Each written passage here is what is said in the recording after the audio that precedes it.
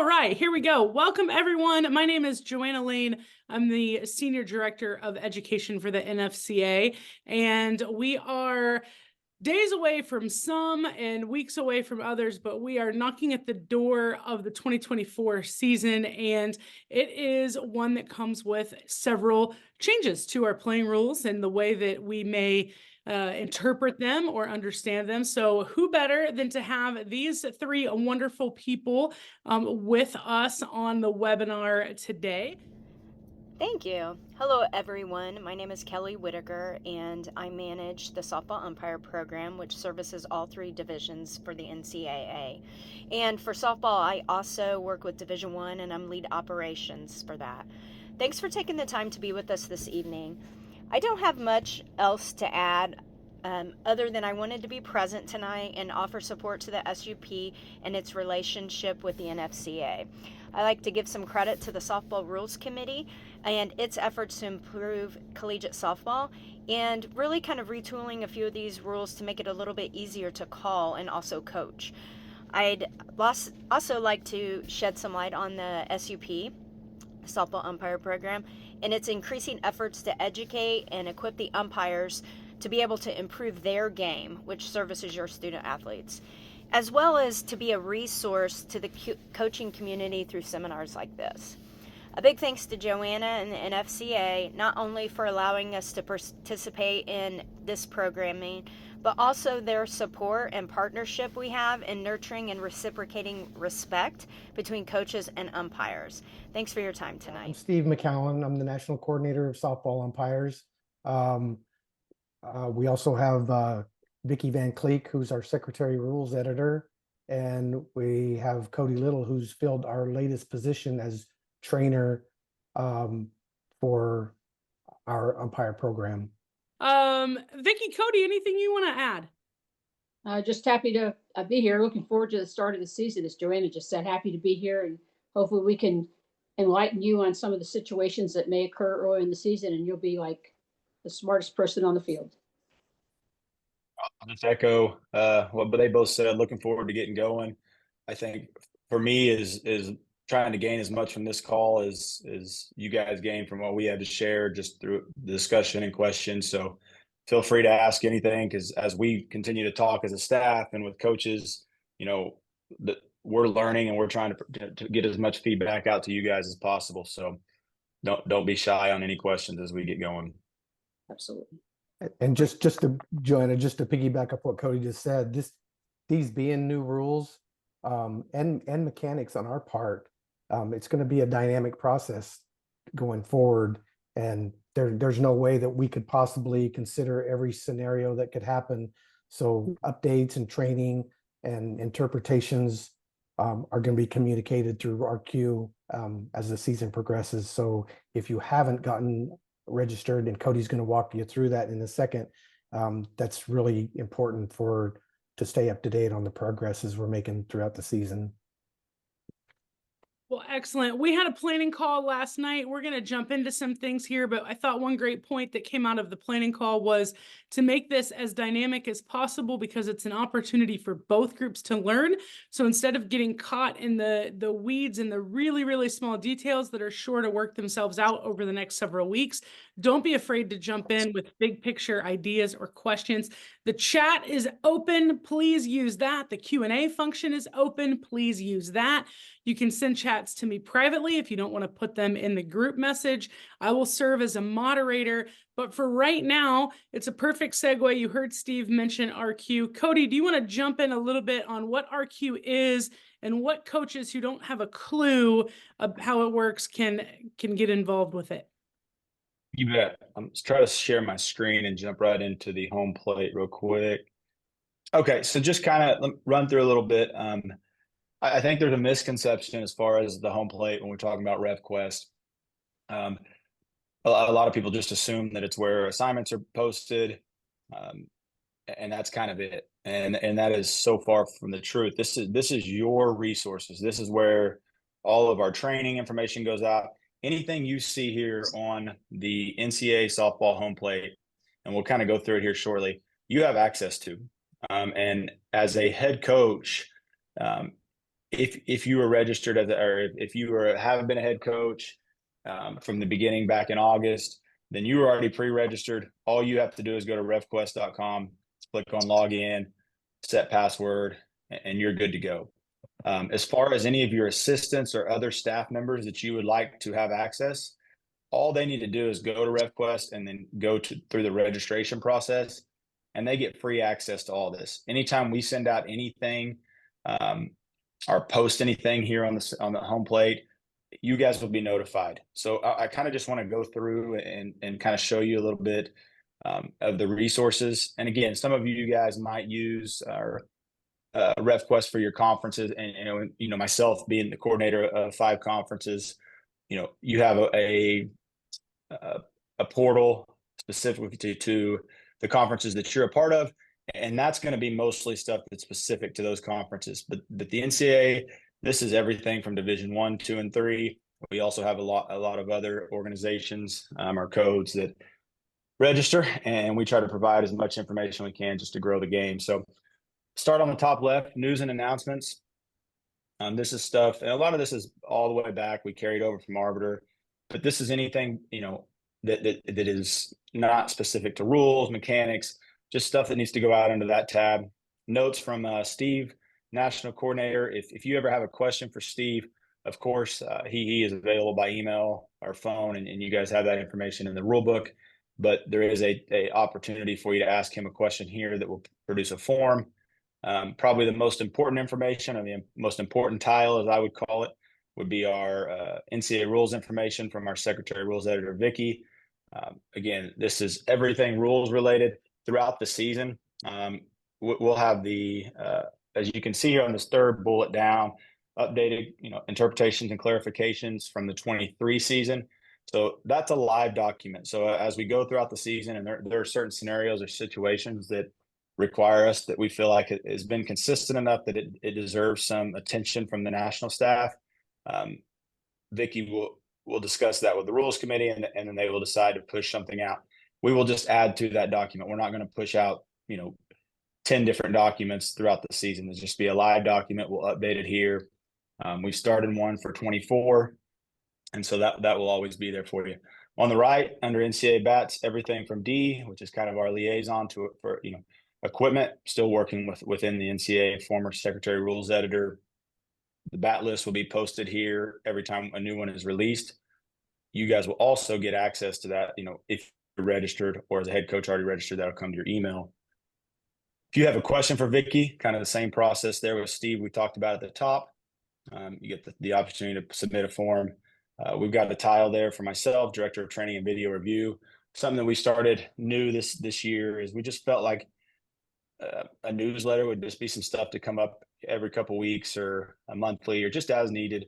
We've kind of titled that the Extra Inning Insights. I think you guys would find that useful. Again, that's something that you'll get notified anytime we post. We've posted 4 editions, and we'll look at some of the stuff that's in that tonight as we get going. And then forms really won't apply to you as much there unless it's a protest or some. And Vicky, is there anything else under the forms tab that would apply to coaches that you want to elaborate on? Yes, thanks, Cody. If you have a protest, there's a protest form in there, which you can fill that out. Hopefully your protest will be solved during the game, but there is a protest form, and if there's an ejection, there's an ejection form for the umpire to fill out, and you would receive a copy of that. Thanks, Vicky. Moving on, publications over here to the right. Just released a publication yesterday. We had some missing pages in our manual. When we talk about our softball manual, we're talking about our umpire mechanics. And I often find out that coaches, 1, don't even know that we have a manual, or 2, have never opened it. And I think you guys can gain so much knowledge from just even a basic, even if you don't study this like an umpire would, but you just jump into the manual and kind of and know where we're supposed to be, know our mechanics, our situational awareness. I think you can use that to your advantage, and that creates conversations, allows you to drive those conversations. And when you come out as a coach and ask a question and you're quoting something in the manual, you gain our respect instantly. And so I think that's a great resource, especially if you don't have the time as a head coach to let your assistant dive into that. Looking at a few of the other ones in this area too, I'm going to pop right in here real quick. The new rules book is there available as a PDF. I had a question today about where do we buy additional rules books so my staff can have them and we can look stuff up when needed. And my recommendation is don't waste your time or efforts on buying one.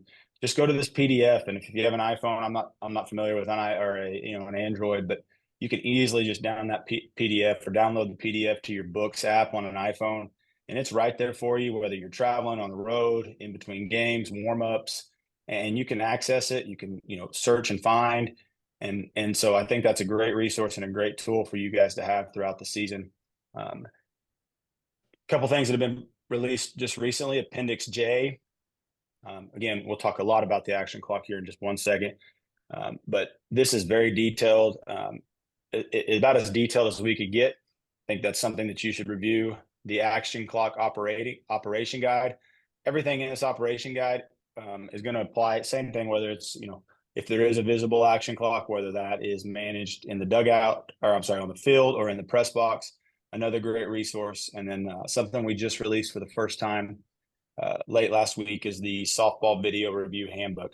We have never, as we are entering our third year of video review, we have never had a true handbook or a manual over video review, and we just felt like it was a great time to add that with the expansion to the rule, which we'll discuss tonight. Kind of closing out the home plate, just some notes again, more specific from Steve. This is a little bit more here for our umpires, but clinics that we put on throughout the year, and then postseason. If you guys are ever curious, how umpires are selected for postseason, what the requirements are to move from a regional to a super, or be selected from a regional all the way up to the World Series or national championships, it's posted right there. And then down, really that anytime you have any messages that come in, a lot of times I can't find the email that you were sent. Anything that was sent out during from RefQuest to any coaches, umpires, you can find it down at this bottom tile in the bottom right-hand corner. So again, just a great resource for you to dig into. I think that you can gain a lot from it, and just kind of echoing that. If you're a head coach, you should be good to go. If you're an assistant or you need, or just a staff member from whatever position or role, just go ahead and jump on there and register and select coach as you go through the process. And the other thing is, if you have any issues, RefQuest is outstanding in their support. They're willing to jump on and help you with whatever they can. And if they can't answer it, definitely, or if there's something you would like to see on here that could be valuable outside of that. And then the other thing I want to touch on real quick is, if you go up into, once you're logged in and registered, at the top under the tabs under RefQuest, collaboration is your video library. And this is a huge resource. And some of this stuff here, I'm part of several different consortiums or groups. So anything that's pushed out that would be coach related, it's going to live right here, and it's going to live here as long as you're a part of RefQuest. And so you can reference it there. You guys all have access to the 6 NCAA softball replay or video review tapes, the training from 2 years ago.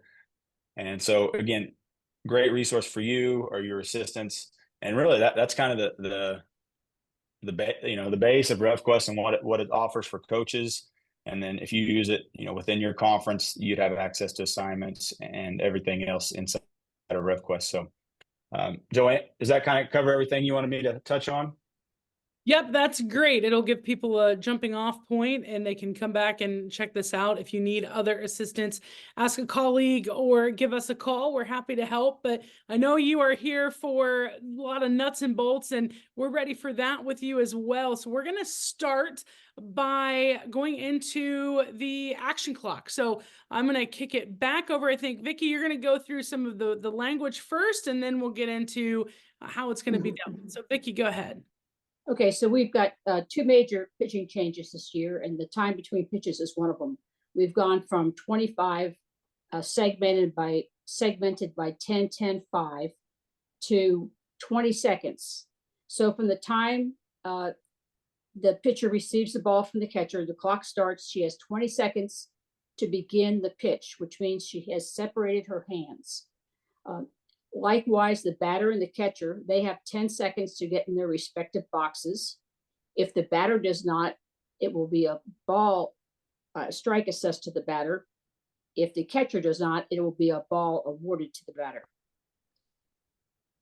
So now I'm going to turn it over to Cody. Well, kind of moving on just the man. Oh, go ahead. Go ahead, Vicky. Just a separating it. We've got 20 seconds of time between pitches. We've got the 90 seconds of time between innings, unless you have a media format that requires longer. But the management of the time between the pitches and the time between innings is not going to change, regardless of whether you have an action clock, a visible action clock, or you have the umpire on base, or an action clock operator up in your booth. Thanks, Vicky. And before we get going, if I catch myself saying pitch clock, I apologize. After 6 or 7 months, I think I've got it down, and it's hard not to say pitch clock for me, but if I do, we're talking action clock. So just some common signals before we really talk about when the clock starts, violations. You guys are familiar with a lot of these, but just our common dead ball, foul ball, no pitch time, that hasn't changed, but it does take plays a big part in this. The next one's the point or the beckon. Here in the second diagram, we have a point, and the beckon is very similar to the point. It's just the palms open, and it's just almost like a kind of giving the same action. We are going to get a graphic out on that, and we'll share that. Time between pitches violations in that third graphic is when we do have a violation, whether it's the home plate umpire or the third base umpire, they will come out, call time using the first signal, point to the wrist saying there's a timing violation, point to the offender and announce the violation. And then at that time, the home plate umpire, the next step would be to get in and get the count and then restart the clock. The 99% of the time when we're talking about violations, that is going to be enforced by the base umpire, third base umpire in the 3-umpire system, or just the base umpire. The only scenario that you'd really see the home plate umpire ruling on violations is if we're in a stadium or a facility and there is a visible action clock, and that clock is located beyond the home run fence. We tried, when we went through this whole process, was to take as much off of the home plate umpire as possible. They already have lineup management, the most important thing, ball strikes, and so much more to manage. Adding one more thing to their plate just did not see the benefit there. And so we feel like we've got a really good system in place. And kind of like we said from the beginning, there are going to be adjustments throughout the season. We have tried to sit down and talk about every scenario, and it's just not possible. And so as we go, when we feel there's a need to change something or adjust, we will definitely share that. And that goes back to where RefQuest becomes a huge resource for you. So moving right ahead. So the 3 basic areas we look at when we're talking about the action clock, when the clock starts, and how we manage that. And so number 1 is the first pitch of a half inning following the umpire calling time, or a dead ball. So whether it's a half inning, the first pitch of the game, we've got a pitching change, we've got a foul ball, we have a conference, anytime the ball becomes dead, and that doesn't always mean you're going to get the time signal or like that. You walk out and say time blue and you're going out to ask for a conference. We're not going to sit there and be dramatic and look at me time. We're simply, you got time, coach. And then anytime there's a delay in the game where the ball's dead, we will start the clock again, that 20 seconds with the pointer, the beckon. So when the umpire gets back into behind the plate, all of the both offense and defensive players are back in a softball ready position. And we were real conservative on how we titled that, because we don't want to be black and white. We're not trying to nitpick. We've always managed the game as an official. And so when we feel like every athlete is ready, then we can use that signal in scenario 1 as either the point or the beckon, and get that clock rolling. And so most of the time when the umpire in that scenario 1 gives the point or the beckon, the third base umpire or the base umpire in a 2-umpire system will start that clock. Scenario number 2, first pitch at any subsequent at bat. So new batter of the inning,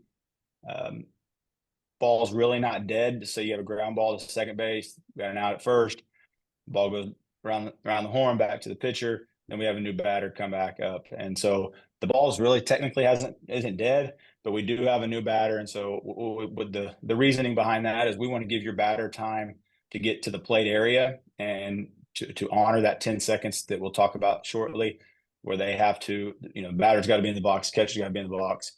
So as they are in a softball ready position, close to the plate, everybody's back where they're supposed to be on defense, then we can go ahead and start that clock with the pointer, the beckon. Third one is the only really scenario where you're not going to see a signal to really distinguish when the clock starts, and that is after each pitch, following the first pitch in which the ball remains alive. Simply put, excuse the first pitch of an at-bat because that falls back under number 1 or 2. But pitch 2, 3, 4, etc., as long as the ball is just going straight from the catcher after a pitch and an umpire judges on the pitch, and it's going, whether it's a swinging strike, a called strike, ball's live, no other action, ball goes directly from the catcher back to the pitcher. Then as soon as your pitcher receives the ball, she does not have to be in the circle. She does not have to be, and it's real. I mean, again, going back to as soon as she, just like we look at video review, when the glove closes on the ball, we're starting the clock, whether that's from the press box, from third base. And so there are a couple scenarios that, if we've got a check swing, again, the ball technically remains live, but we have added in some of our training and documentation that you can find in the appendix, and that we can discuss here in a little bit, is that's a scenario we're going to just go ahead and restart it. A question came up: what if the pitcher is covering home plate on a pass ball, and catcher goes back to the net or to the backstop and then throws it to the pitcher? Are you going to start it right away? Back to, we've always managed a game. We're going to use common sense. If there's a scenario where everybody's not in a softball ready position, we've trained the umpires, or we've attempted to, and they're going to have some growing pains just like everyone else is, to go ahead and just, most of the time in that scenario, we're killing it time, we're cleaning the plate. Are there times that we don't need to clean the plate? Yes. If I'm sitting as the plate umpire, I'm calling time and cleaning it every time, just so everybody can reset. So being conservative in the approach, but again, the two scenarios, the umpire, pointer, beckon, or on that scenario 3, when the pitch goes directly from the catcher back to the pitcher. Look at this. This is a video example. Again, looking at scenarios 1 and 2, which would be the first pitch of a half inning, first pitch of a game, or the first pitch of a new batter. So batter steps in, umpire gives a point, and the clock would begin. Well within the rule, we have signal by the umpire. As soon as that ball is returned, hits her glove, that 20 seconds is reset. And I did not continue. I just wanted to see how quick it goes when it goes back. So in this scenario right here, where we froze the clock at 18 seconds, your batter's already down to 8 seconds before they have to be back in the box. And, I've said from day one, when the rules were finalized back in August, the biggest adjustment is going to be on offense. On defense, you guys have the ability for the communication piece that is on the agenda for tonight. But on offense, a lot of times you're waiting to give a signal as a coach until you kind of see where a defense lines up, what the scenario is, alignment, are they playing in or out? And so it's got to be quick. And you can see here, we're down to 8 seconds and the batter's taking 2 steps out before they got to be back in the box. And we don't have anything in our rules that say they have to keep a foot in, which I believe is what the baseball code, NCAA baseball, says. So something that we can maybe see in the future. But again, I think the biggest adjustment is going to be on the offensive side. Moving on. Another scenario here kind of fits that scenario 3, after each pitch, following the first pitch in which the ball remains alive and is returned directly to the pitcher from the catcher. We got a pitch, ball on the batter. As soon as that ball hits her glove, clock starts again.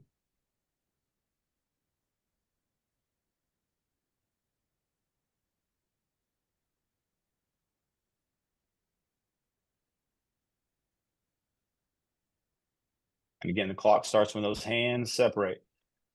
So right here, we have a violation. The batter was in the box, ready to go. Pitcher is just now looking at a sign. On the rubber, legal, we've got a violation. Right now, we've got a count of 1 and 2. So in this situation, third base umpire would come in, give a big time signal. And definitely in the scenario here where we're in a super regional, it's going to be loud. Time, I've got a violation, timing violation with the signal with the fingers to the wrist, point at the pitcher. And then at that point, the home plate umpire would go ahead and give the count again. This would make the count 2 and 2, and then give the pointer the beckon to continue. So to me, the videos prove that how quick it is. I think it's a great thing for our game. I think the sooner everybody can get the visual clocks, the better off we'll be. I think it just is a great thing for our game, and the clocks add to that. Sorry about that. Just to add to that, Cody, the only difference is our count was 10-10-5 prior to this, and it was all in our head. It was in the umpire's judgment how fast he wanted to count, if he was at all counting. And at some time in postseason, we were seeing call time get up to 45 seconds, and there was no violation called. So this is just going to make everybody on the same playing field, and it's going to speed up the game for us. It might be a little difficult. It might be a little difficult at first, because this isn't going to be a gradual process. We're going to first pitch of the season, we're going to start working this, and there's going to be some hits, but we're just going to, just like baseball did this last year. It's going to be it's going to be a learning curve, and we're just going to have to adjust to it. Kind of just going back to the violation. Anytime that there's a violation, it'll be administered by the base or plate umpire, depending on the location of the clock. As we said, unless the clock's a single clock beyond the home run fence, that's going to be the base umpire, and in a 3 umpire system, third base. Anytime we have a violation, the clock will begin again. We'll restart when the home plate umpire uses the pointer, the beckon. One kind of moving on before we talk about this next thing that is important for you guys and teach your athletes is, if you do have a visual action clock and you know it's going to be there right out the bat or at some point during the season, we've posted a document that is a clock operator guide, and it's on the central hub or the home plate now. We're working on a training tape that will be released soon. It's vital that gets posted in your press box wherever the clock operator is going to be. It's vital that your clock operator meets with the umpire crew prior to the first game of the series tournament. Midweek, they've got to work together. And a lot of times the people working in the press box, you guys are well aware that they're event staff that might be grad students or just student assistants helping. And in a perfect world, they'd be a softball person and know exactly what's going on, but that's not always the case. So having them up to date on the signals, the mechanics, as well as having that understanding from the umpires. So that pregame, umpires know that as they send out, those pre-game emails to your event staff or on-site and management, and those questions that have been added. Are you guys going to have video review? Where is it located? Are you guys going to have a visual pitch clock? Those are huge now. And so I think that's a great resource for you if you are going to have the visual clock. And if you're not, it's still a thing, because again, it's managed the same whether it's on the field or from the press box. Kind of moving on here. This is one of the items that was posted in the extra inning insights, and really felt like this would be a scenario that could cause some conflict. Is from the time we started umpiring, or you all started coaching, the athletes started playing. A lot of times batters step into the box and put their hand up, to the umpire to call time. That in our manual, the hand up from the umpire is do not pitch. That is not saying time, as you can see at the bottom with those graphics. Two different signals and two different outcomes. Do not pitch does not stop the clock. It is just, we're trying to avoid a quick pitch, letting the batter have an opportunity to get in the box before the pitch is thrown and jumps up on her. time, that's a different scenario. We're killing it. We're restarting the clock. So, it's been very common for years and years and years that just a natural thing when your batter steps in the box is to hold her hand up while she gets her feet set. We really have to move away from that. Excuse me. The batter no longer, that doesn't mean anything. And the pitchers have to be trained that just because their hands up to the umpire, if the umpire does not have the do not pitch up or hasn't called time, be ready to pitch. It's the understanding that when your batter steps into the box within that 10 seconds, that they are ready to hit. And so the last thing we want is a batter having her hand up to the umpire. Umpire sees it but says play, doesn't call time, does not put up a do not pitch. And the pitcher's sitting there waiting to start because the batter has her hand up. That bat, go ahead and operate as normal. If the umpire feels like, say the batter's about to step in the box and the pitcher's already on the rubber or the pitcher's plate ready to go, maybe that's a time as an umpire we would hold up the do not pitch because we just want to give that batter an opportunity to step in and not have to step in and be starting her swing at the same time. So that's when this would be used. Outside of that, we don't want to see this used anymore. And so if your batter feels like she needs time, we're going to manage it just like we have for years and years and years. Your batter gets in within the 10 seconds, pitcher's doing what they need. Maybe she looks like she has something in her eyes, or maybe a huge wind gust, or so many scenarios we could throw out there. We're still going to use common sense to manage the game and come up with a time, let everybody reset. But really have to move away from batters, within the routine of stepping in and putting their hand up. Steve, Vicky, do you guys want to add anything to that? I think there might have been an earlier publication pushed out that on the last 5 seconds, we thought about initially using WBSC rules for this since they're familiar with the action clock. We decided to move away from that. So the 5 seconds at the end is taken out. That was for, you couldn't call timeout during that 5 seconds. We're still going to let it go. But if the umpire feels like there's a legitimate reason for there to be called timeout, they will call time and they'll reset the clock and we'll start back from 20.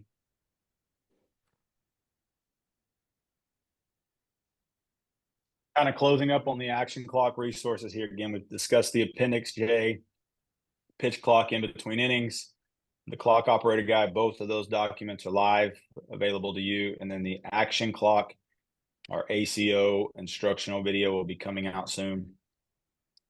We have not heard a lot of schools or conferences that are for sure going to a visual clock this year. Again, we're looking forward to it, and I think it's a great thing for the game, but we did want to get this out.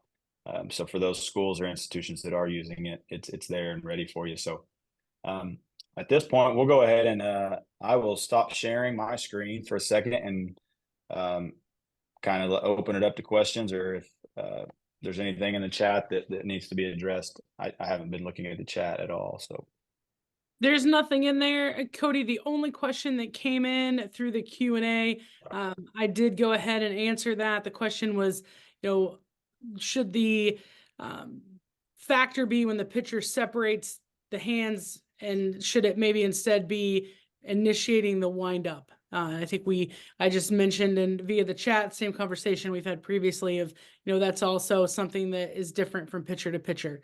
They may initiate their windup and be very slow throughout their windup and have a different timing piece. So if there's anything you want to add to the answer that I gave, or if anything I gave was incorrect, feel free. But just reiterating that the timing piece is on the separation of the hands. Yeah. And I think that goes back to our rule book has always said that the pitch begins when the hands separate. And to have a consistent rule or management, every pitcher has their own variation, their own custom windup.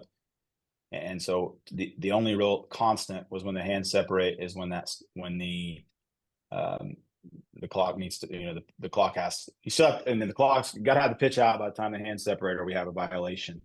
And so, Vicky, do you have anything to add, or within the rules committee, or the reasoning behind that, other than that's just what we've used as a constant?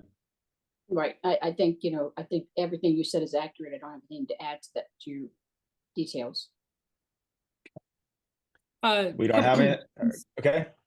Couple questions coming in. I just want to keep us rolling. I know that we have a lot of things to get to.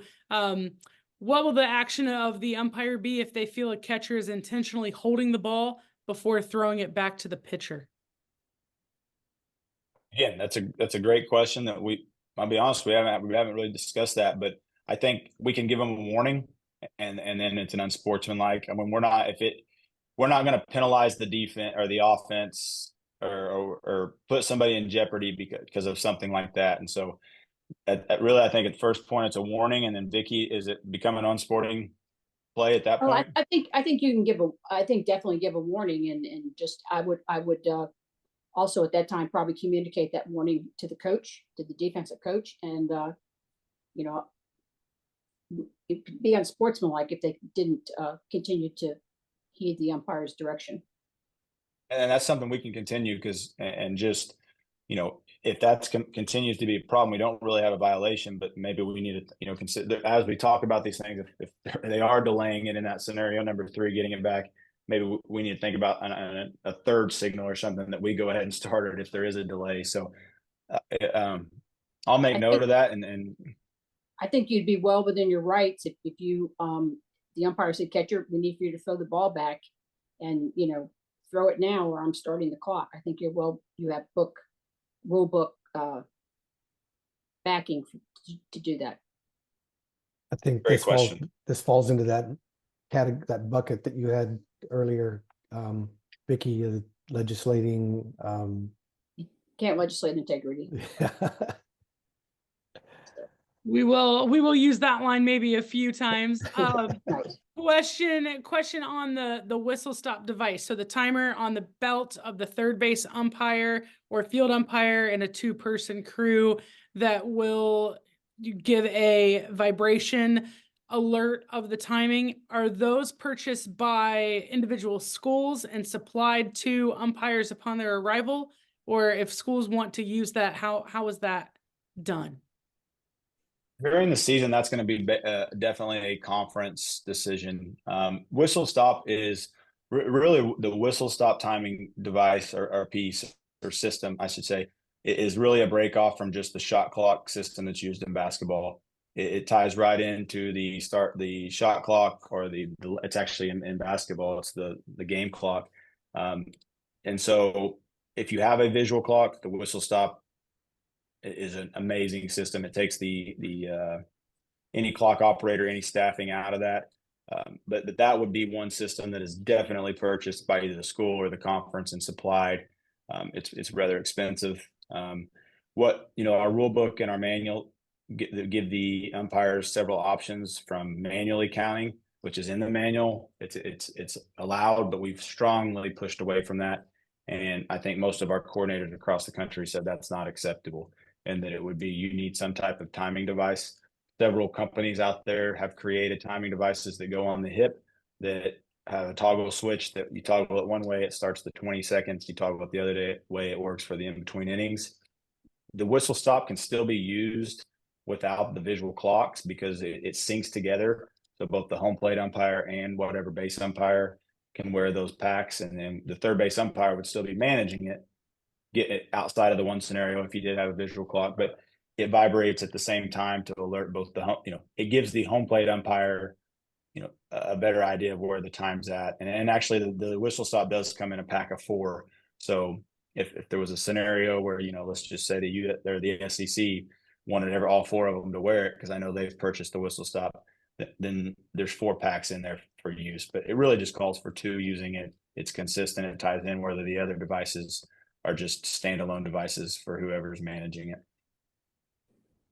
All right. Thank you very much. For a couple of people who are asking about who they can buy them from and where they can get them, we have some wonderful NFCA partners, and I'll get that information out to you so that you can find a reputable dealer near you. We'll keep going with the pitching. Vicky, it's a leap year, right? You want to talk a little about leaping and all the fun things?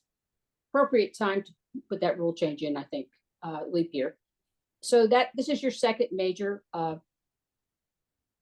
you have anything on this? Do you have is this part of your presentation, Cody?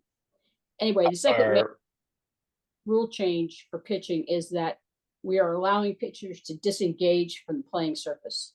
Part of the reasoning behind that, the primary reasoning behind that, is that we weren't consistent on calling that across the country, because in real time, it is very difficult for the umpires to tell, if you're just disengaging slightly. So now you're allowed to disengage. The issue now becomes, since that is legal, the issue now becomes that you can't replant. You cannot have a second point of contact that you push off from. You're not going to be allowed to replant with your pivot foot and push off from that second point. And basically what you're now doing is pitching from a closer distance than you would have had you just pushed off the pitcher's plate. We just feel that it's going to, improve the consistency of illegal pitches, enforcing them. And the majority of people on the committee felt that you really didn't gain a significant advantage by just disengaging from the playing surface. It's the replant, or we still have the terminology crow hop in our book, so we're mostly referring to it as a replant. You can call it a crow hop, whatever. So next slide, Cody, please. I think again, what the rules committee's intent was to make our job easier. I mean, like Vicky said, we weren't being consistent on that little. It was tough to call in real time, so they were trying to make our job easier, but it just opened up another can of worms. I felt like there was nothing to address initially because, and then Vicky looked at it in a different way and said, well, now it's going to be the replant, because we never had to call the replant before, because we were always calling it a leap. And so we never had to pay attention to the replant. It was, so this is just going to be another issue for us that that we're going to have to address and work out through the season. We did, I'm sorry, you might be covering this, Vicky, but I just wanted to add a couple things. This is disengaging. The verbiage is disengaging. It's not leaping. This is not, the intent of this was not to be like the men's ball where you're jumping up high and landing and releasing. This is the disengaging. If you're landing on your pivot foot and pushing off again, it's going to be called illegal. It's going to be called a replant. And we're trying to make it simple for the umpires ourselves. It has to jump out at you. You can't guess this. Like Vicky said, we umpire in real time. We don't get an opportunity to see a slow motion. We don't get an opportunity to see a still picture unless a coach sends it to us after the fact. We don't guess this stuff, just like we don't guess a tag. It's not a tag unless we see a tag. We don't guess a catch. It's not a catch unless we actually see a catch. Because if we call those, then we can't reverse those. A runner leaving early, we don't guess that. A batter out of the box, a foul ball. It's fair until we see it foul, because we can do something with it if it's fair. We can always reverse that call. If we've called it foul, we're stuck. So this is just another example that we're not guessing this call. We've given them, we didn't want to tongue tie all these officials and give them some points of interest or points to focus on, like is her toe pointed down? Is she weight bearing? Is her arm still at 12 o'clock when she landed on her pivot foot? Is the pivot foot pointing when she lands? Is it pointing back towards the rubber? Is she kicking up dirt? Is it continuous motion? We've taken all that out, and the verbiage is just going to be, coach, she's pushing off from another point other than the rubber. She's pushing off from a second point. So those can be cues, but they're not going to be an example of what the explanation is. It's just a replant. I'm sorry, Vicky, go ahead. Okay. So, basically we are looking for continuous motion. We don't want to see the arm stopping at 12 o'clock, say, for example, and then you coming down and landing on your drive foot, your pivot foot. If we see that, then that's a fairly good indication to us that a replant's going to follow, because you're going to push off on that back foot. If that front foot lands first and in a continuous motion, you should be in good shape. I mean, I don't think you can replant from that position, but just we're looking for that singular point that you're pushing off from, obviously the pitcher's plate, and that you're pitching, you're releasing the ball, as you come down, you can, one continuous motion, you can release the ball, but anything like landing on that back foot, a hitch in the arm circle, things like that, those are cues for us.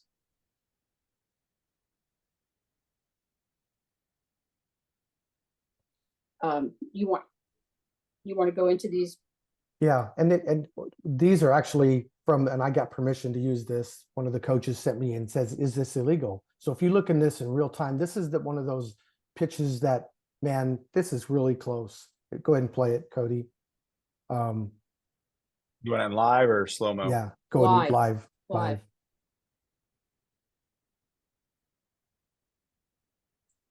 So that is a really difficult call to make in real time.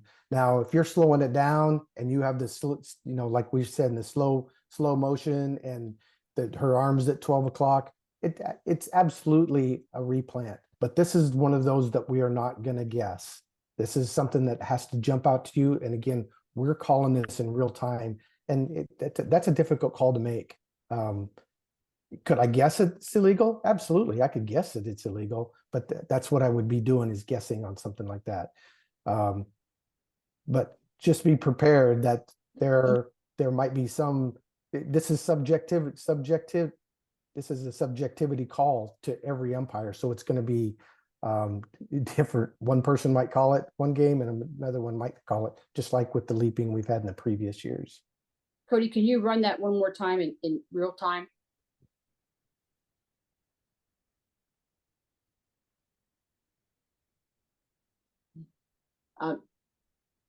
It's hard to tell until you slow this down. When we received this clip, and we slowed it down and went into slow motion, it's hard to tell that she's landing on that drive foot first.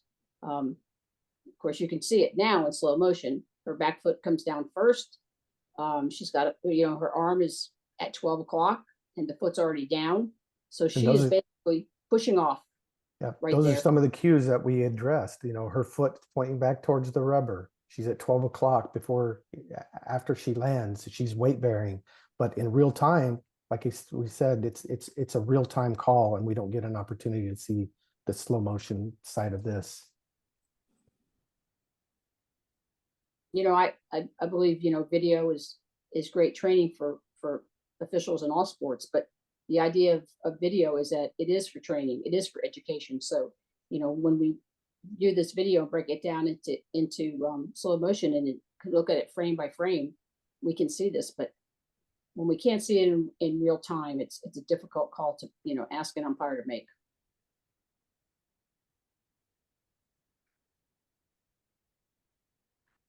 Any questions on the pitching or the disengaging or replanting that we need to address? Couple questions. I'll feed them to you guys. First one is, the kick dirt from the replant seems to be a giveaway. Can umpires use that? Yeah, and that's one of the things that we gave as cues, is that she's kicking up dirt. You might not get that as an explanation. You're just going to get that, coach, she's replanting. She's pushing off from another place other than the rubber, because we all know that it can you start giving too many excuses or reasons, then you're going to get tongue-tied and backed into a corner if it's not true. So just by rule, pitcher is not allowed to hop or drag to a replant and gain a second starting point and push off of their pivot foot. That's as simple as we can give an answer to. Coach, she's replanting. It's a replant. If they want to elaborate, that's on them. But like I said, with that's one of the opportunities we have is the dirt kicking up as a cue. All right. Next one I have is, what is the punishment for replanting? That's an illegal pitch. That would be just Delay dead ball. and ball in the batter, and Perfect. That's everything I have. Folks, let's keep rolling. I think what we are getting into next is moving on to some of the one-way communication devices. Vicky, you want to cover when you can and cannot use them and how? Sure. We're now allowing one-way communication devices to be on the field for the defensive team only. If it is an audio device, which would include an earpiece, and the catcher would hear the coach directly talking to her, it can only be worn by that player, can only be worn by the catcher. No audio on any other player on the field. This is for the purpose of calling a pitch or calling a play. We hope that this also would improve, the pace and flow of the game. By doing it this way, I think there's you all need to look as a group of coaches that there probably is reasonable expectation that we should maybe think about using this on offense, but that would require a rule change as well. The other type of one-way communication is digital. Most of the players will wear something comparable to what looks like a watch, the wristband watch, and they will all see a digital call from the bench. So if it's that digital watch, anyone on the field can wear it. That's the only one allowed for all defensive players. Audio, just the catcher.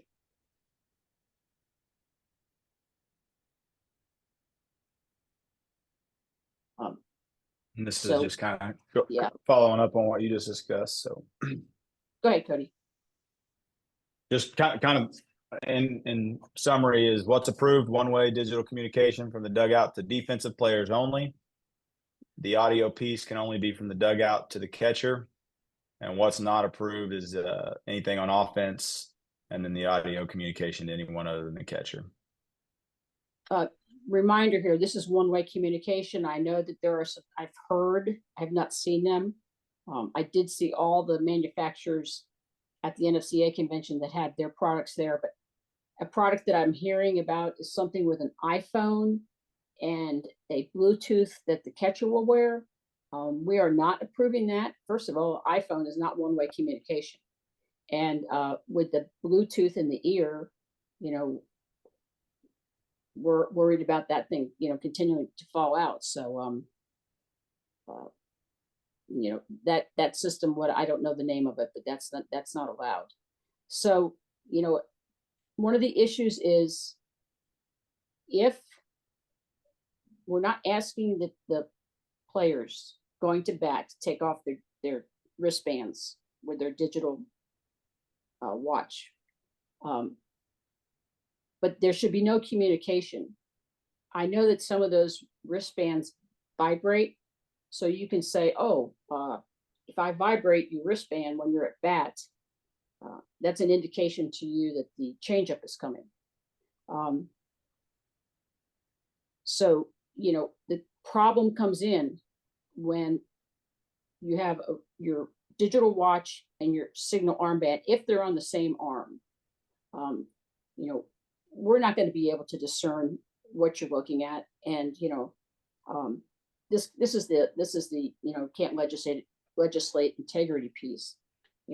I know that you could stand out in the third base coach's box and have a verbal cue to give your batter an indication that the changeup is coming, or you might figure out that you can vibrate that watch. You can't buzz it, obviously, because that would be a dead giveaway to the umpire. But if your batter has both armbands, both the armband and the watch on the same arm, and we're not going to be able to discern which one she's looking at. So we're not going to get into the soup with that whole mess. But if she has them on different arms and she is looking at her digital watch face while she's at bat, the umpire is going to just ask the batter not to be looking at that, because that's it serves no purpose. If the batter fails to comply with that, my recommendation is that we give them a warning, and the next time when they come up to bat, we would ask them to take that off. So, and then the other issue is with the pitchers, and I know that it's very difficult for you to give a defensive signal if you're using those digital wristbands to the pitcher, because by rule, she cannot look at her signal armband or that digital band before she gets on the pitcher's plate. Why? Because if we don't know what she's looking at, and she has to be in the pitcher's position on the plate to be able to take her signal. So that's another possibility for a rules change there. How can we help pitchers get their defensive signal? Of course, the coach can give it to her from the dugout, or another team personnel person can give it to her from the dugout. Either an oral or visual, signal. But that's another issue that for another time. So are we off questions on the one-way communication devices? I've had a lot of emails and a lot of questions, so I know they're out there. I do not have any that I have received yet. I'll let people have a second to type and go back to one that came in after we had moved on, referring back to pitching and the replant versus a legal drag. Wouldn't kicked dirt also potentially be a sign that a pitcher is dragging legally? Is it a little, can you take that for a factor of a replant? I think that's why it can't just be a standalone key. It's definitely something that you could maybe catch your eye, and then you start focusing on the other things. But there were pitchers before that their toe was down. They had the initial push from the pitcher's plate. They disengage very, very little. And then once they come back down, you see kind of a secondary, and then they kind of do that fishtail with their foot at the end. And so, I think that's something that could be a key to maybe get your attention, but it definitely can't be a standalone key that you would judge a pitch to be illegal on. Thank you. Vicky, question that came in, and I think it's just maybe if you could reiterate one more time. The question says, go route not approved to where? But can you reiterate when go route is approved and when? And I think where is the wrong word. It's always right, approved and you can wear it, but when you can and can't look at it. Okay, you talking about that specific manufacturer? Or you talking about just? I've got a five word sentence. Go route not approved to wear ?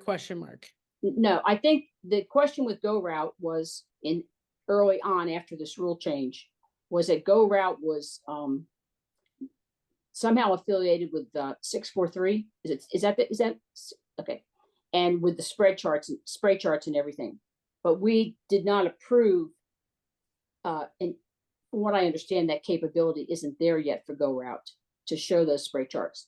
But if that does become legal or approved, and they merge their businesses, you won't be able to access those spray charts at this point in time. That would take a rule change. I hope that answers the go route person's question. It's by itself, it is okay to use. I think it must have. I haven't gotten anything come back. It was an anonymous question. So if that was you and it's not clear, hit us again and we'll keep answering it until it's clear. Yeah, or keep it you coming. can get my information in front of the rule book, and you can email me or call me or whatever. The biggest key here is just one-way communication. That's why the iPhone or smartphone or anything isn't approved to use, because it's one-way communication.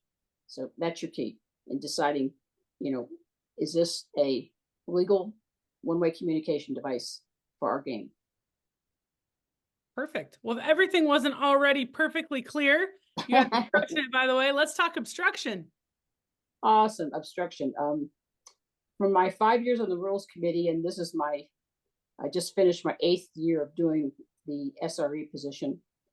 I have probably witnessed, along with you all who have been in coaching for a while, all the changes we've had in obstruction, all the language changes, about to receive, in the act of catching, So the rule as it was last year was that, the defensive player couldn't block the entire base. So this very subjective issue of, is that defensive player leaving her an opportunity to get to the base, or is she blocking the whole thing? The rules committee just thought the rules change that we put in is the most appropriate way to handle it. I will tell you that we spent about 5.5 hours in June discussing obstruction over 2 days.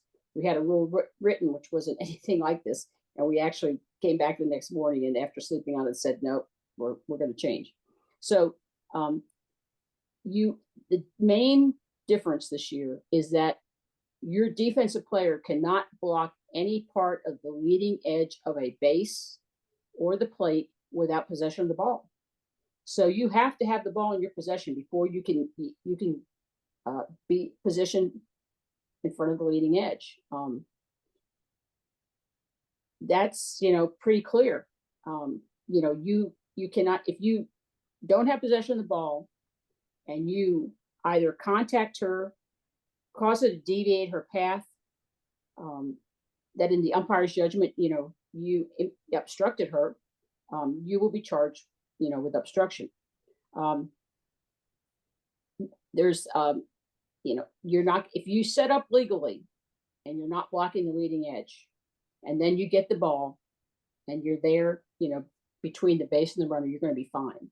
There's one caveat to that, we didn't think of when we put this language in, but that's a force out. And we have an approved ruling that I'm getting ready to post some more obstruction information on RefQuest, but you are allowed on a force out to, position yourself on the leading edge of the bag.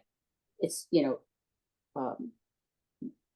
you'll see the language in the AR, but that's a typical position for force outs. So that's not, you could still possibly have obstruction depending on what the defensive player does, but that position is going to be allowed for you on a force out. We also have Vicky, real quick, just to elaborate on the leading edge. That leading edge never changes. It's always the leading edge. It's the like a baseline. Runner's base path doesn't change what the leading edge is. Of course, base running to a base, it's always going to be the front edge of that base you're going to. In a rundown, that's going to change. Like at second base, if we have a rundown between second and third, we're going to be using that leading edge of the shortstop side of second base. But if, one of the issues that the committee discussed was that the catcher really wasn't afforded an opportunity to play defense based on our previous rule. And this will help defensive players at other bases, but I think it's going to particularly help the catcher that, if the throw is offline, and now I mean offline, I'm going to use a catcher here. The catcher has to move to get the ball. Okay. She sets up legally. She's not blocking the leading edge. The throw's offline, and that caused them to block the leading edge of the base or plate. Obstruction will only be called in this situation if she impedes the progress of the runner, or makes her alter her path, or, contacts them without possession of the ball.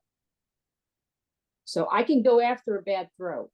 I legally set up, throws offline, I'm reaching for it. As long as I don't make the runner deviate her path or contact her without the ball, I can go after that.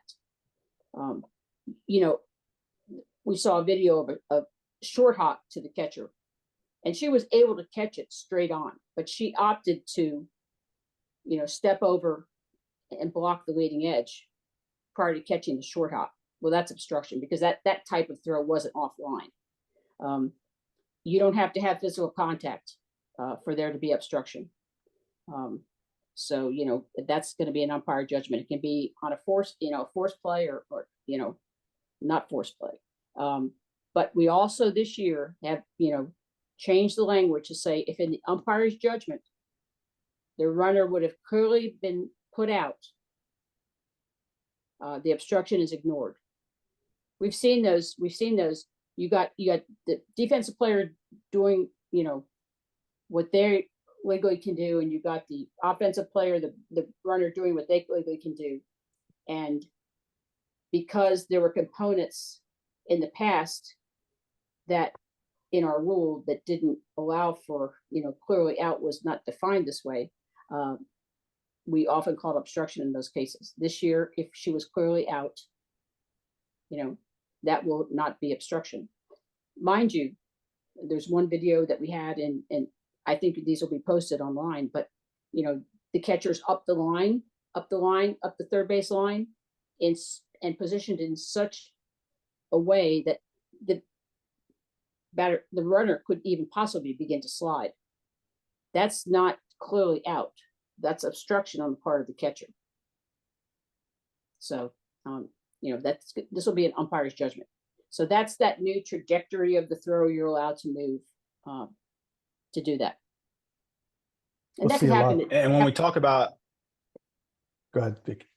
I was just going to add, but like before we jump into a couple of videos, is just teach your athletes, if they are in a good set, like just the three real focus points is a good setup is the biggest priority. It's hard. You are almost putting yourself in almost every time you're going to be called for obstruction if your setup is in a bad spot and you're blocking that leading edge. So setup priority, number one thing we're looking for. The second thing you need the teaching point is be in that setup, be stationary, unless the trajectory of the throw causes you to go catch it. You have to physically move from your legal setup to go catch it. And that doesn't mean just move it to make it easier to catch or move to put yourself in a better position for the tag. If you can physically not receive the ball because of the trajectory of throw, we're going to deem that errant. Then you have that protection within the rule. But just because you take steps back to go catch a ball in a long hop, that's not requiring you to move. You're having to move. You can still catch it on the short hop where you're at in a legal position. Now, is it more difficult? Absolutely. But we can't just allow a catcher to move or any defensive player to move everywhere. It's got to be because you physically can't do it from where you are set up in a legal position. But set up legal, great start. Allow the ball to take you if you need to. And then when the ball takes you, you got to go catch the ball regardless. So worst case scenario is, let's discuss a play at the plate. You're out in front. You're not blocking any of the leading edge. You're in a great spot. Everything looks good. Bad throw coming in from right field causes you to now be blocking some of that leading edge. And let's say you have multiple runners on base. You have to go receive the ball. If you don't, the ball goes to the backstop. Whether you have someone backing up the throw or not, those other runners on bags are moving. And so it's not really, I don't want to move to go catch it because then I might be getting myself in that leading edge. Great setup, move if the ball requires to you. And then what do you have to lose? I mean, if you go over there and you catch it and you get it doesn't impede or alter the runner's path, whether that's contact or causing her to can leave her path to get around you, then great. You got a great softball play. That errant throw worked out. You caught it. You tagged it. We don't want to take that away. But worst case is if it's a bad throw, she's going to be safe anyways. And so you might get obstruction, and then we can go from there. But set up priority. Let the throw take you where you need to go. You got to go catch it anyways. Then let the umpire judge on it, and we go from there. This is another reactionary play. Obstruction is. So there's going to be a lot of variables that come into, the umpire, deciding if it is or isn't obstruction. So, it's just, I believe it's going to be easier for you to teach your players to not obstruct. And I think it's going to be easier for the umpires to determine when obstruction does and doesn't happen. Sounds good. Just a few, I'm not really going to get into discussing the plays or the calls, just kind of a few examples with the leading edge. I'm sure many of you are aware of this play and really don't want to get into what made it, legal or not legal last year. That's her base path. Played a part last year. It doesn't anymore. So when we freeze it right here, when we're judging the leading edge, where the defender needs to be, it's this leading edge right here where our green highlight goes into. Now, in a scenario where we have a rundown or a pick back to third, that leading edge can change to the edge closest to home plate. But we are focused on the leading edge here within the new rule, not does she have a clear path to the bag like in the previous rule book. So just an example there, kind of just for the sake of time, move forward without discussing the play itself. The leading edge in that last video, the leading edge cannot change because of the base runner's path. The leading edge there is the front of third base. And even though she's made a wide turn, we now don't make the leading edge the outfield side of third. I want to kind of discuss kind of a rundown. We understand rundowns are going to be different, and there's going to be defensive players moving in and out. Best thing you can teach your athletes here is don't camp out. Moving through the base path or through that leading edge, because we're in that, I guess you call it rotations or whatever during a rundown or a pickle. We understand that's different. It's not as cut and dry as a play straight at the plate. So let me go back real quick for you. So just starting this over right here, third base is doing a great job. We talked about the leading edge right here. Should have put some highlights in there for you. Great job. She's waiting. She's in a great setup. Here, catcher steps in. Still in a great setup there. Moving in and out. Now, here, we have the runner going back into the bag. And we have a defender camped out blocking a part of that leading edge. By last year's rule, we're probably okay here because we're not blocking the entire bag. But within the new rule, right now we would have obstruction because she is blocking a portion of the bag. She's in a bad setup to begin with. Vicky, do you agree? Anything to add on that? Yeah, last year that was a legal play, but if you see, that's exactly where that runner wants to go into, is that corner of that bag. And so now, if that player was positioned there like that, there would be an obstruction call. This got overturned last year. It was called obstruction, but got overturned. Correct. And then just kind of looking at the leading edge at home plate, just infographic kind of shows what we judge to be the leading edge when we're dealing with plays at the plate, and kind of go into a video example here. We would have the leading edge right. This one is really close, and so I don't want to nitpick on it because I think it's about as close as you can get, and you can't really tell from this video angle. If I was in video review, sorry about that. We couldn't change anything off of this angle, but pretty good setup, catches, then kind of moves over. I'd probably say, whatever's called on the field there is so close from that angle, whether she's blocking any of that leading edge.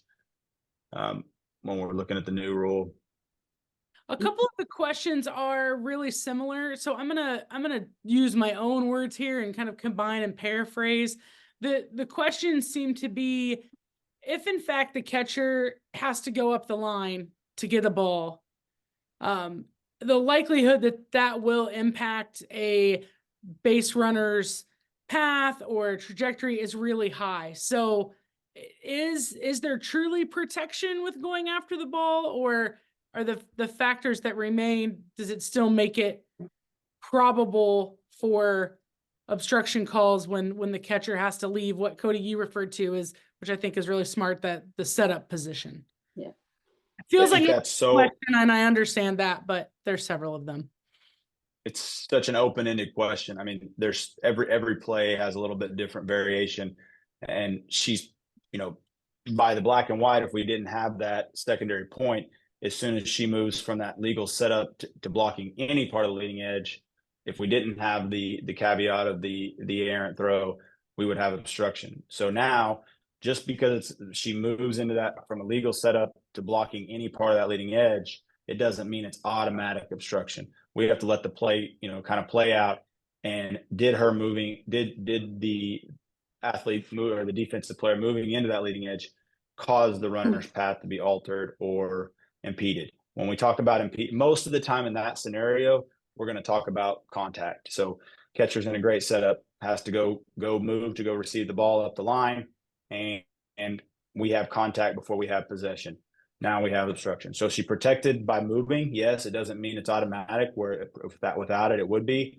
But whether or not it becomes obstruction really depends on how the play plays out. I know what you're saying about this play, and for those of you who asked that question, you're preaching to the choir as far as myself is concerned. You know, Major League Baseball, and I try to read all the codes rules so that I understand, different ideas. But they say that if the catcher is going to make, if it's a throw that the catcher has to go get, the responsibility then is on the runner to avoid the catcher. I fought hard for that. I didn't win that battle in June, but we're now allowing you to sort of move, but no, if you go up that line, your responsibility is still to not impede the runner. I'm sorry, but that's the way it is. So, but I feel your pain. I can definitely feel your pain on that one. Yeah, and we all know some of these things are going to just have to work themselves out. A couple of questions specifically in the rundown video. What's the obligation for the trail runner if they are impeding the defender? I don't know if you want to pull it back up, Cody, or if we don't even want to get in these weeds. Yeah. But if the trail runner is keeping the defender from making a play, like if she was on the other side of the base, or if she was, would that then be problematic for the base runner? And your question would be this runner right here that's standing on third, if she was to interfere with the athlete on third base waiting to receive the ball. Is that what we're asking? Yeah, if that perhaps the question, and again, I'm going off a text here, but if that throwing lane was on the other side of the base, right? Like if number 24 here was in fair territory and they had created their throwing lane on the other side, or the person receiving the throw is just trying to navigate around that leading edge, what's the responsibility of the trail runner? That would maybe it'd be a judgment call on whether it was interference on the part of that runner, on that defensive player. Okay. I think in the right situation, you could have that, but that's going to be a judgment call too. Okay. Yeah, and then the other one was if the defender was on that trail runner's leading edge of the bag, could it be obstruction for the trail runner even though the play is not on her? Like, would it be possible to have two leading edges at the same time? I think is the question, if two runners are moving towards the same base at the same time. Hate to say no. I guess it could be. It depends when it depends when they're making a play. I mean, we're not talking about a runner between two bags just moving. Like if they're making a play, if they're trying to make a play on the runner and she can't get to the bag coming into third from second, that trail runner, then I think you could have a scenario where you could have obstruction. But just because she's standing there, it does. I mean, we're not protecting both of them until there's a play being made. Is my interpretation. Vicky, you can. Yeah, and I think you need to see the dynamics of how that unfolds. I think there's a possibility, but I don't want to guess on that. Perfect. One question, and I think you covered this, but if you want to add anything in relation to straddling the bag, so you're leaving the front edge, but you are on both sides of it, but giving room for someone to slide. Is that something that fielders should be doing, or do they need to be all the way off to one side or the other? I think the issue with that setup is as long as you don't break the front plane. Like imagine a plate of glass going up straight up from the leading edge. You can't be in that space outside on the other side of the pane of glass. So I guess it's possible to set up that way and not block the leading edge. But make sure you don't impede, go through the front plane of the leading edge would be my direction. Okay. Perfect. I know we have a couple of minutes left for some things we've talked about wanting to make sure we cover the new assistant coach rule with the way that they can have communication with umpires. You just want to go over that quickly, Vicky? I'd go over it quickly. Yeah. So if you're an assistant coach and you're coaching one of the first or third base coaching boxes, doesn't apply to you. This applies to assistant coaches who are in the dugout and come out to question, argue, discuss a play that's happened on the field. If you're in that dugout, you may not come out onto the field. There'll be no questions asked. There'll be an automatic ejection if you're coming out in reaction to a play. Obviously, if you're the pitching coach, you can come and, I'm going to go talk to the pitcher. That's fine. Good. We're not going to nail you. This is not a gotcha play where we're going to wait for your toe to hit that line and then we're going to, toss you. We're going to be reasonable about it, but we've seen it on TV. It's a bad look for our game that, coach has a warning and there's a, disagreement on the pitch or play and comes flying out, sends the assistant coach flying out to argue that. Not a good look and not within the spirit and intent of our rules and sportsmanship and everything else that, you want to emulate. So that would be an automatic ejection. But if you might be an assistant coach as the acting head coach. The acting head coach might be sick that day, or they might have left the game because they got ejected. So you could, do that. We would like the communication to come through the head coach. That doesn't mean that an assistant coach coaching on the bases cannot talk to the umpire, but within the framework of the misconduct rule, you have to, do it in a sportsmanlike manner too, and even in the heat of the moment. But we like the head coach to, be the facilitator of conversation with the umpire. If you are co-head coaches before the game, we're going to ask you to designate one person as a head coach. If you are an associate head coach, you can never be designated as a head coach. Co-head coaches, that's pretty obvious. Associate head coach, you're an associate. So we're going to be very careful about this. Like I said, especially I know in the lower divisions, Division 2 and 3, where staff, you might only have two coaches. Anybody else, we're not going to, we're not going to, like I said, this is not going to be a gotcha play. We want it to be a legitimate, you came out and you argued and you questioned and you're going crazy about the call. Not even going crazy. You don't have to go crazy. But if the pitching coach and things like that, we're going to be reasonable about this.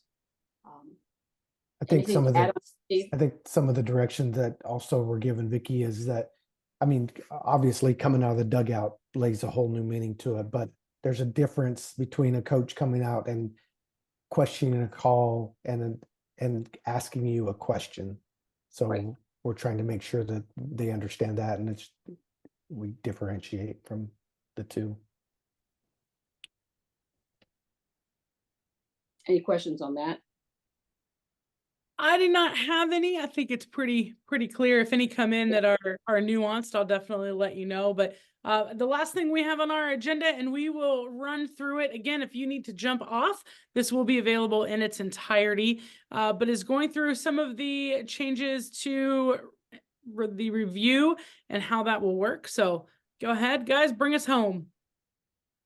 Well, just kind of jumping into it, and before we jump into the expansion, just as a reminder, as we went through the video library on your RefQuest account or in your home plate is the 6 initial training videos for video review. They were definitely produced for umpires, but again, something for you to review, I think would be a good resource. What do we look for? What do we consider indisputable video evidence? What are some things that we can look at? And so when you're deciding as a coach whether or not you want to challenge a play or waste or use one of your challenges, just thinking in the immediate moment is, do I have any chance, instead of wasting it when you could use it later? So definitely, they're there.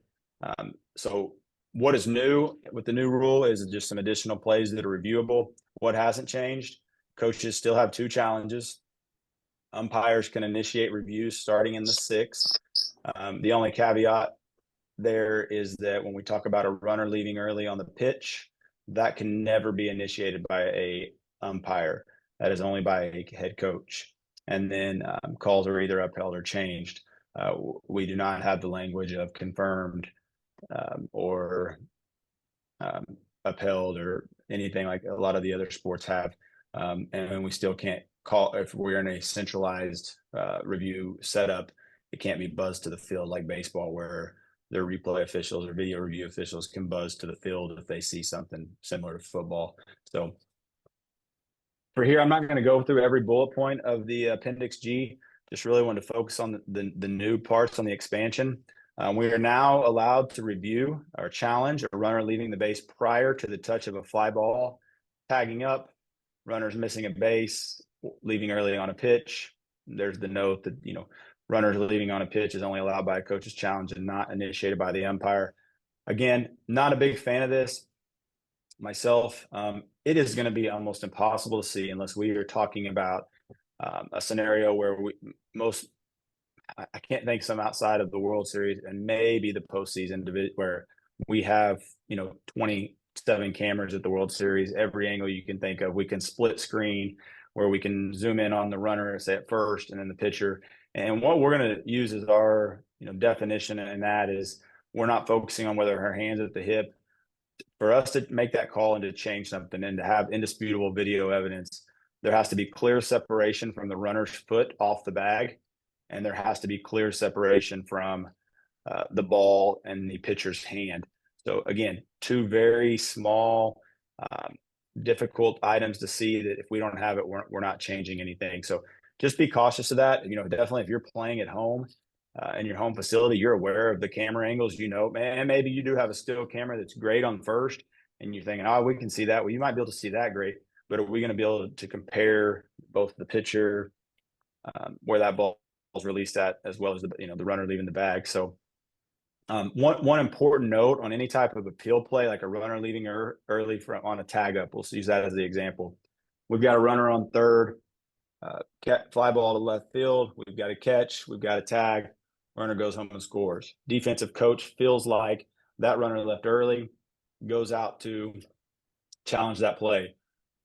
We can't challenge a play that we don't have a call on. Right now, there's been no call made because that's an appeal play.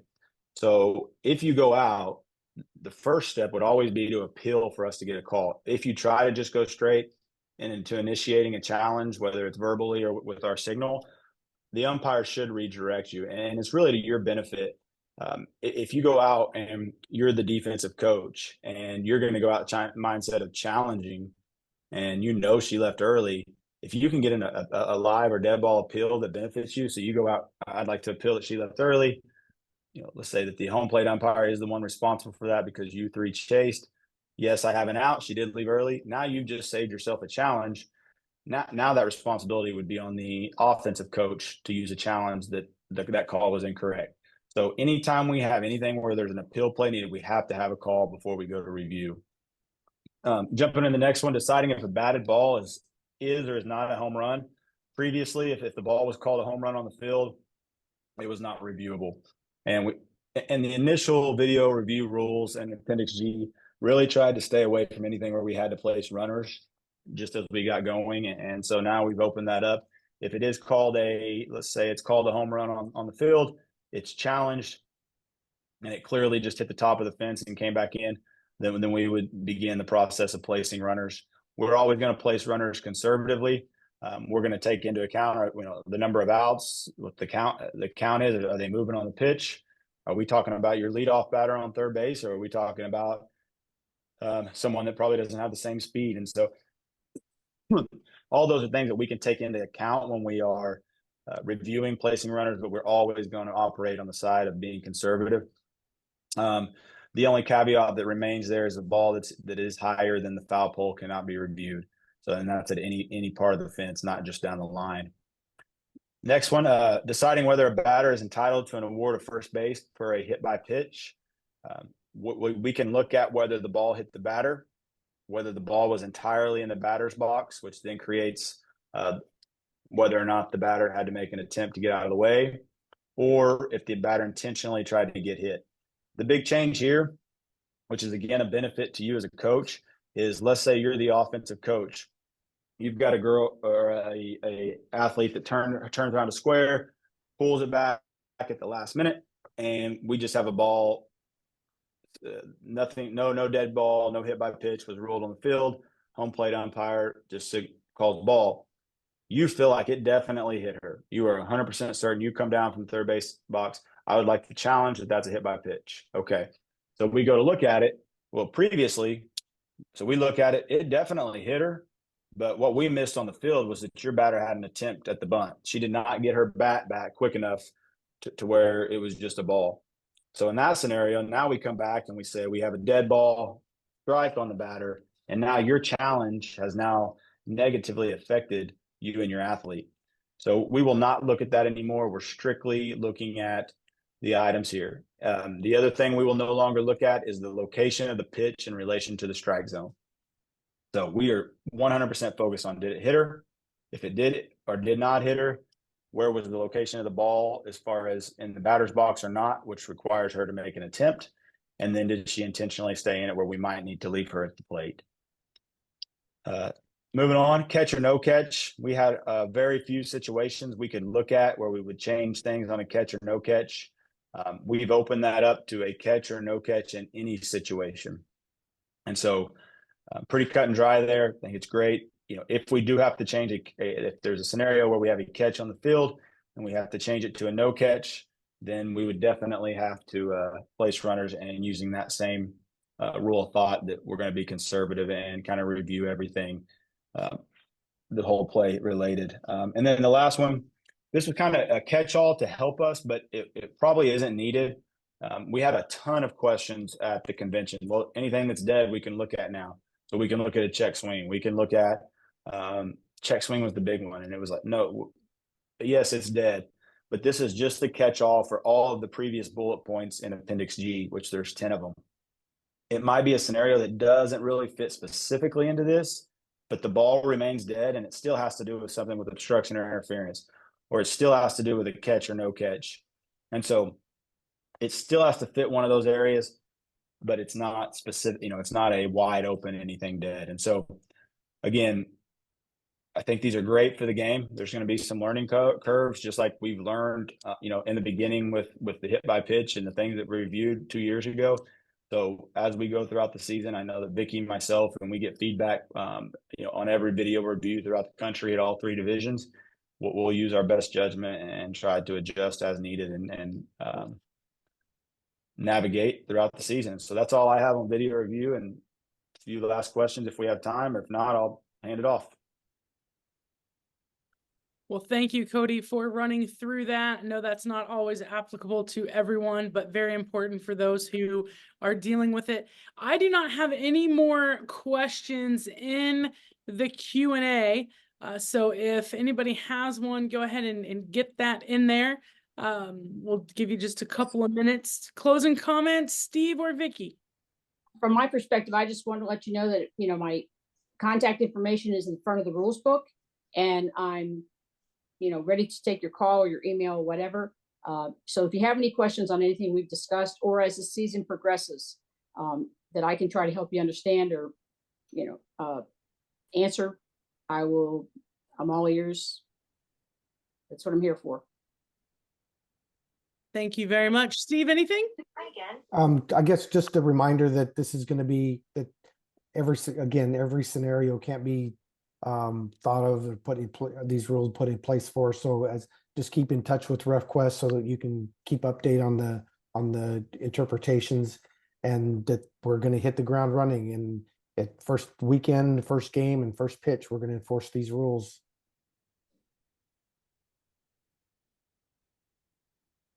Excellent. Anyone else? Cody, Kelly, anybody with closing comments? No, I appreciate everybody jumping on tonight. And you know, like we said, this is just as important for us. And as you go throughout the year, we can't look at things and we can't discuss things unless we know about it. And so I know you have our contact information, and just anything you want to share gives us some stuff to discuss and try to best put things out there that help you guys have a successful season. So excited to get going. Well, fantastic. I just wanted to say that you all do not get the credit and or compensation that you deserve for all the work and effort that you put into this. So just a huge thank you from us and coaches. If you've listened this long, you probably aren't the ones that need to hear it, but please remember that an field is an umpire's workplace too, and going into their workplace and treating them disrespectfully is not cool. Just like it's not cool when someone does it for you. So please help us have an amazing year. Let's tamper down the emotions a little bit when they are over the line. Take care of those ejection reports, right, Vicky? Try to keep those in check. Treat each other with respect. We're all trying to do the best job we can. We're just very thankful to have a wonderful group of umpires and educators to work together and continue to grow together. For those of you that might not have contact information for these individuals because of your coaching classifications, we've talked about that and how we can have some increased communication. You are going to get an email on Sunday night called the preseason guide for head coaches, and it's going to have so much in it. So on Sunday afternoon, check that email and you're going to have links to things on RefQuest via PDF. You're going to have ways that you can email for questions and really try to increase that communication. So we will get all of that to you. Thank you guys so much for your time. I appreciate you. Have a wonderful rest of your week, and we will catch you next time. You can find this in your coach's box. Just give us a day and we'll have it in there for you. Thanks, everybody. Have a great night.